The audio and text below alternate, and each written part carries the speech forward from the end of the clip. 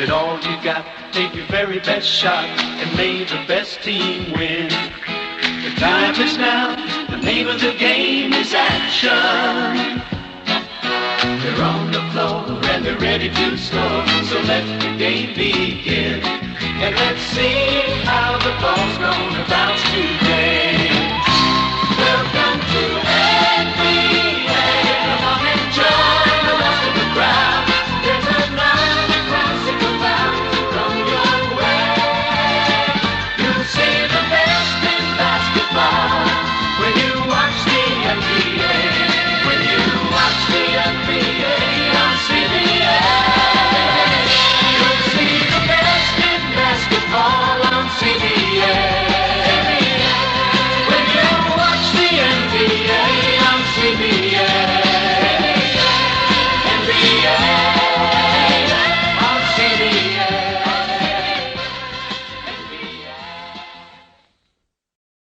Buenos días, amigos de la T del baloncesto. Es un placer estar un día más con todos vosotros.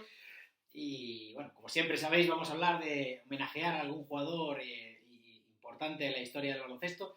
Y sobre todo nos gustan los jugadores, como siempre hemos dicho, con mucha calidad o que fueron grandes jugadores, pero nunca tuvieron el reconocimiento que se merecían. Y hoy entramos en un caso muy particular, en uno de los casos más particulares en este sentido. El espectacular, el inmenso, el grandísimo, la fuerza física, una fuerza de naturaleza asombrosa, Darrell Dawkins. Darrell Dawkins, también conocido como Baby Gorilla o Chocolate Thunder. Era un jugador absolutamente descomunal, una potencia física de 2'11", con una masa muscular increíble y con una potencia de salto asombrosa para lo grande que era y lo pesado que era. Nació el 1 de enero de 1957 y por desgracia nos dejó el 27 de agosto del 2015. Le falló el corazón, un corazón tan grande que tenían, porque siempre se habló de lo gran persona, de lo simpático y de lo buena gente que era. Darrell Dawkins es el segundo jugador en la historia que pasa directamente del high school al profesionalismo. El primero fue Moses Malone, pero hay que tener en cuenta que Moses Malone pasa de la high school a la ABA. Sin embargo, Baby Gorilla Dawkins pasa directamente del high school a la NBA, siendo el número 5 del draft. Como hemos dicho, era un jugador con un físico tremendo, en el que estamos disfrutando de ver estas imágenes de unos mates realmente asombrosos. Y Darrell Dawkins tuvo una muy buena historia en la NBA. Él jugó 12 años en la NBA, después de hacer unos grandísimos números en la high school, como hemos dicho. Fue el número 5 del draft y fue directamente elegido por Filadelfia, por los grandes Philadelphia 76ers, donde hizo unas temporadas realmente inmensas. Darrell Dawkins estuvo 7 años en Filadelfia. Después de haber perdido 3 finales de la NBA y de haber sido un jugador muy importante para los Sixers, fue traspasado justamente el año anterior de que los Sixers ganaran el campeonato, curiosamente con Moses Malone, del que te hemos hablado antes. Había sido el primero en pasar al profesionalismo después de la high school. Estuvo 5 años después en los Nets de Nueva Jersey y luego ya empezó el declive. Su carrera acabó pronto por temas ya de lesiones, muchas lesiones. Como hemos dicho, era un jugador físicamente un portento, con mucho peso, con una masa muscular increíble, y empezaron con una potencia de salto tremenda, y ahí empezaron diferentes tipos de lesiones. Jugó media temporada en Utah Jazz y una temporada y media más en los Detroit Pistons. De ahí dio el salto a Europa. Estuvo 5 años jugando en Italia a un nivel espectacular. 2 años en Torino, 1 año en el Phillies de Milán, donde también jugó una final de Copa de Europa, que perdió contra el Maccabi, y 2 años en Forlì, donde ya se retiró a lo grande, jugando siempre a un muy buen nivel en Europa. Como hemos dicho, jugó 3 finales de la NBA. No pudo en la primera, en los 80, en el debut de Magic Johnson, en aquel debut tan espectacular de Magic, no pudo completar el campeonato. Y luego jugó 2 finales más, que también se le fueron, jugó una del 77, en el 80 y en el 82. Precisamente en la final del 80 hace una final portentosa, juega a un nivel tremendo, pero ahí pasa algo muy curioso. Es el año del debut de Magic. En esas finales, los Lakers se ponen 3-2, pero pierden a Magic Johnson. Pierden a Kareem Abdul-Jabbar. Se lesiona Kareem Abdul-Jabbar y los Lakers van al Spectrum de Filadelfia a jugar el sexto partido, que todo el mundo contaba con que se iba a llegar al desempate. Los Lakers en aquel momento sin Kareem eran mucho más vulnerables, y más con el juego interior de Darrell Dawkins por Filadelfia. Entonces ahí de repente aparece Magic Johnson, el rookie, se pone a jugar de 5 y Darrell Dawkins, uno de los grandes intimidadores de la liga, no pudo parar en aquel partido a Magic Johnson. Quizás eso a lo mejor le costaría el traspaso al año siguiente a los Nueva Jersey Nets. Siempre se quedó con las ganas del anillo y ahí fue donde más cerca estuvo, en el año 80.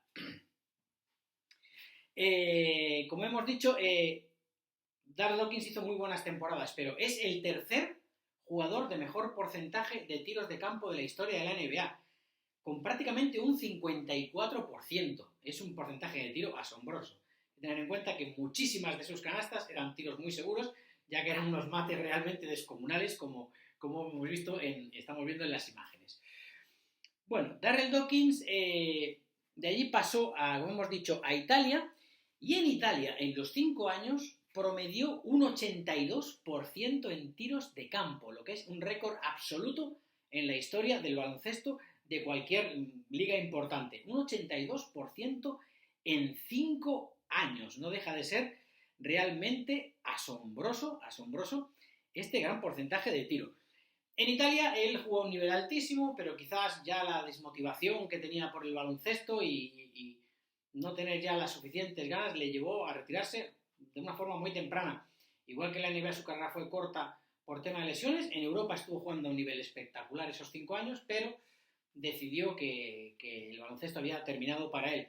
Por desgracia, fueron solamente 5 años que nos pudo haber dejado muchísimo más todavía en Europa de esa potencia de juego y de ese juego tan divertido que desplegó durante sus años el gran Darrell Dawkins, que hemos querido homenajear hoy, por ser uno de esos grandes jugadores, quizás no tan conocidos, muy desconocidos por el público hoy en día, pero que viendo los vídeos que os hemos puesto, realmente a partir de ahora va a ser mucho más conocido. Con lo cual, desde aquí pues queríamos homenajear al gran Darrell Dawkins, que sin duda ha sido uno de los jugadores más carismáticos por su simpatía en la historia de la NBA. Bueno, pues por ahí como siempre vamos a pasar al repaso que habitualmente hacemos del torneo de Navidad. Es el torneo. Y el del 84 es el torneo de Navidad de verdad, el del 84, el que jamás nadie va a olvidar. ¿Y por qué? Por estas tremendas imágenes. La rotura de tablero de Arvydas Sabonis. ¿Quién no se acuerda de aquel día de Nochebuena del año 84? Yo recuerdo que toda la cena después no se pudo hablar de otra cosa. Para los que somos amantes del baloncesto, yo tenía en ese momento 12 años y fue una auténtica locura el mate y la foto de Alfonso del Corral recibiendo ese grandioso y espeluznante mate de Sabonis por encima de él. El torneo fue buenísimo. La URSS presentó un equipo tremendo. Venía ni más ni menos que con Walters, Tachenko, Kurtinaitis, Jovaisa, Sabonis, Enden, Tarakanov, Omichus y Velosteni. Ahí es nada.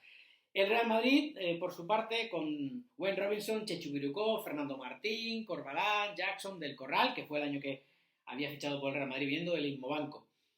Curiosamente vino la selección yugoslava, pero venía con una selección yugoslava B en la que Nakic y Sunara quizás eran los jugadores más conocidos. Kresimir Čosić quiso proteger a Dražen Petrović, que ya se las venía desde ese mismo año, había tenido gran cantidad de problemas con los jugadores del Real Madrid en la Copa de Europa y no quiso traerlo, entonces dejó a Dražen Petrović en Yugoslavia, la antigua Yugoslavia, para no forzar demasiados problemas en este torneo de Navidad.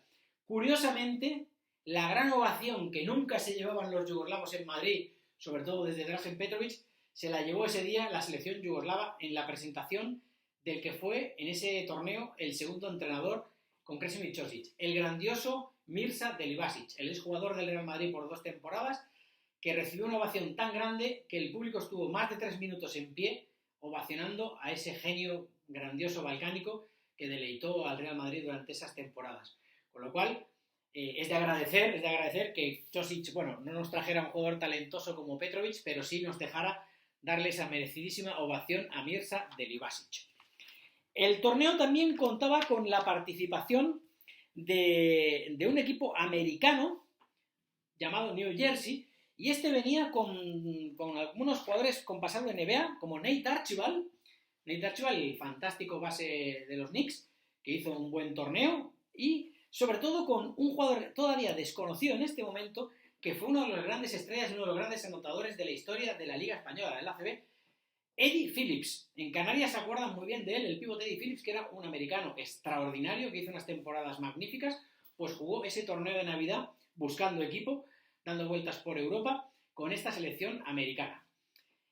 La final fue el partido que nunca acabó. Sabonis destrozó el tablero a falta de 4 minutos, 5 minutos, y ya no se jugó más torneo, costaba demasiado cambiarlo, y el partido ya estaba resuelto.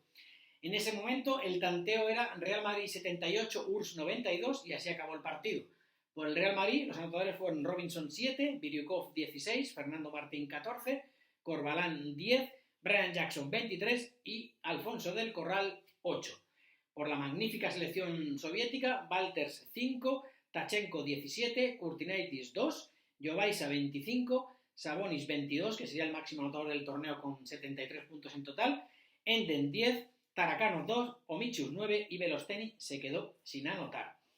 Pues este ha sido el repaso al que nunca se olvidará, torneo de Navidad, por seguro, nunca se olvidará, con ese tremendo mate, momento también inolvidable, del grandísimo Arvydas Sabonis. Las Navidades del 84 siempre serán recordadas por la tremenda potencia y devastación de tablero del pívot lituano. Bueno, pues como siempre hemos dejado ya también el repaso al torneo de Navidad y vamos a pasar a un momento inolvidable, a esos momentos históricos que nos gustan repasar. Y fue en el Swimming de Houston, en el año 86, el tiro por detrás del tablero del grandísimo Larry Bird. Como podéis ver, las imágenes, es una auténtica locura. Ese día marcó un antes y un después. Después todos íbamos a entrenar, cuando éramos cadetes, 14, 15 años, íbamos a entrenar y nos pasábamos horas y horas y horas tirando desde detrás del tablero. Creo que lo cambió todo y es uno de los momentos más inolvidables de la historia del baloncesto. Sin duda, ese tiro por detrás del tablero del gran pájaro, del gran Larry Bird, del inolvidable Larry Bird, uno de los 4 mejores jugadores de la historia del baloncesto, teníamos que repasarlo y yo lo considero por lo menos uno de los momentos más grandes, sin duda, de la historia del baloncesto. Lo cual de aquí mandamos, como siempre, y como haremos muchas veces, un gran homenaje y un gran saludo a Larry Bird, uno de los grandes de la historia de este deporte, sin duda.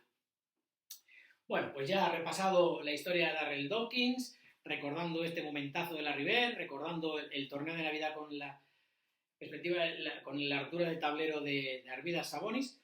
Vamos, como siempre, a entregar 2 tests y vamos a quitar unos pasos. Los pasos van a ir a mucha gente, va a ser fácil de entender. Y las tests, una va marcada un poco con los pasos. En el año 93 descubrimos un jugador, la temporada 92-93, un jugador absolutamente mediocre, con una carrera mediocre en toda su carrera, y son bastantes años en el baloncesto francés, promedió 2 puntos y un rebote. ¿Quién no recuerda las lágrimas? Ese hombre con una nariz inmensa, unas lágrimas con unos ojos, unos chorreones rojos, los ojos llorando como un loco, de Frank Butter.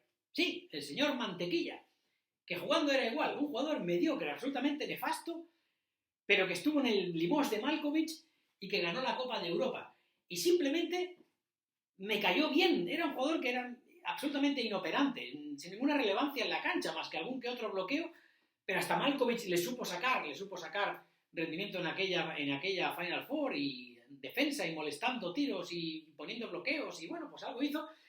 Y este hombre, pues hay que reconocerle que un jugador con un talento lamentable, cayó simpático a todo el mundo, sobre todo después de aquellas lágrimas, que es cuando en España lo conocimos. Y bueno, este jugador consiguió 5 ligas y una Copa de Europa, lo cual pues no deja de ser paradójico y realmente anormal. nació el 14 de septiembre de 1963, es lo único que podemos aportar sobre este hombre. Y bueno, pues enhorabuena.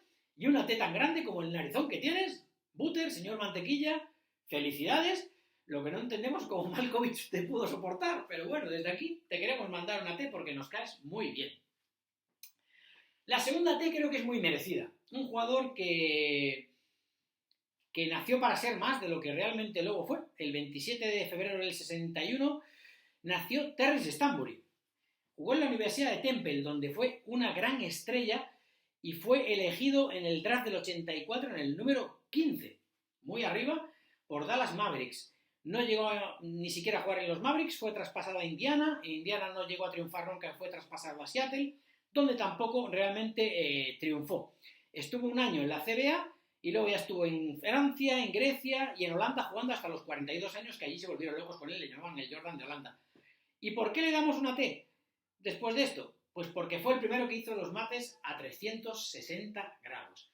Espectacular lo de Terence Stanbury en el concurso de mates del año 86 en la NBA, 85-86, donde hizo estos maravillosos mates como estos. Entonces le queremos dar una T porque se la merece, porque aunque su carrera no fuera lo que siempre había prometido, tuvo esa capacidad de girar a 360 grados y meter estos mates tan bonitos durante varios concursos de mates en la NBA, con lo cual le queremos mandar una T muy grande a Terence Stanbury, que además tuvo una carrera hasta los 42 años, con lo cual me parece que tiene un mérito espectacular. Pues una T para Terence Stanbury.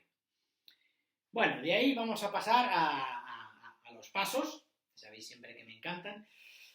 Y en este caso se los vamos a marcar, se los vamos a pitar a los micrófonos sucios, a los micrófonos sangrientos, a toda esa prensa pseudoperiodistas de baloncesto que piensan que saben de baloncesto. Volvemos un poco a Butter. No puedo soportar que se critique a Bosa Malkovich por lo que hizo con el Limoges de ese año 92-93. Ese equipo, Malkovich hizo un auténtico milagro para ganar la Euroliga y toda la vida se ha insultado, se ha ninguneado, se ha dicho de todo a Bosa Malkovich por jugar de aquella manera. Pues aquel equipo fue campeón de Europa jugando a 50 puntos con lo que tenía, porque además del señor Mantequilla Butter, la plantilla eran las estrellas, había dos buenos jugadores, Frédéric Forté y Yuri Zok, el gran base balcánico. Pero para empezar los dos compartían posición, con lo cual ya tenías una posición menos. En algún momento Zok tenía que jugar de escolta para que hubiera un poco más de talento en la cancha. Luego estaba el gran Dacoury, pero Richard Dacoury estaba en el ocaso de su carrera, ya no era ni la mitad del Dacoury que habíamos conocido. Y luego había un buen americano, pero que simplemente es un buen americano, y lo es, y fue un gran americano en la ACB en el Forum Valladolid. ¿Quién no va a recordar a Michael Young, un gran anotador? Pero si nosotros hablamos de los mejores americanos de la historia de la liga, seguramente nadie se acordaría, ni mucho menos del baloncesto europeo, pues ese era el anotador del equipo, y todos trabajaban para que Michael Young metiera 20-25 puntos. El resto de la plantilla era Jimmy Berore, Marc Mbaya, Jean-Marc Dubras, Jim Bilba y Billy Redden, que tenía 40 años en ese momento. Ese es el Limoges. El Limoges elimina en cuartos al Olympiacos de Sarko Paspal, Roy Tarpley y Tarlac. Elimina en las semifinales al Real Madrid de Arvidas Sabonis, Ricky Brown, Chechu Birukov, Antonio Martín, entre otros. Y gana en la final a la Benetton de Treviso, dirigida por Peter Scansi, de Tony Kukoc, Terry Tigel, Marco Mian, Mark Jacopini. Pues ese es el gran mérito de ese Limoges sin ningún tipo de talento, que nadie contaba para nada con ellos. Criticar a Malkovich, insultarle por jugar a meter 50 puntos y por jugar posesiones largas, jugar despacio, es realmente, disculpad, porque es que me entra hasta la tos, es algo lamentable. Con lo cual, le queremos marcar y pitar unos pasos tremendos a todos esos periodistas de las ondas mediocres que no sabéis de baloncesto, micrófonos sucios, micrófonos sangrientos. Os mandamos una T gigantesca y, por favor, dedicaros a otra cosa, porque de baloncesto no tenéis ni papa. Desde aquí, muchas gracias a los seguidores, la T de baloncesto. Volveremos muy pronto con un grandísimo jugador, Kevin McHale. Gracias. Hi there, sports fans. This is Johnny Most reporting for the Boston Celtics. And we're starting to see the bang-bang stuff now. Rodman is all over Bird. And there is a violent knockdown by Lambert. Oh, my. A completely unnecessary foul by Lambert, and he has the audacity to complain about something.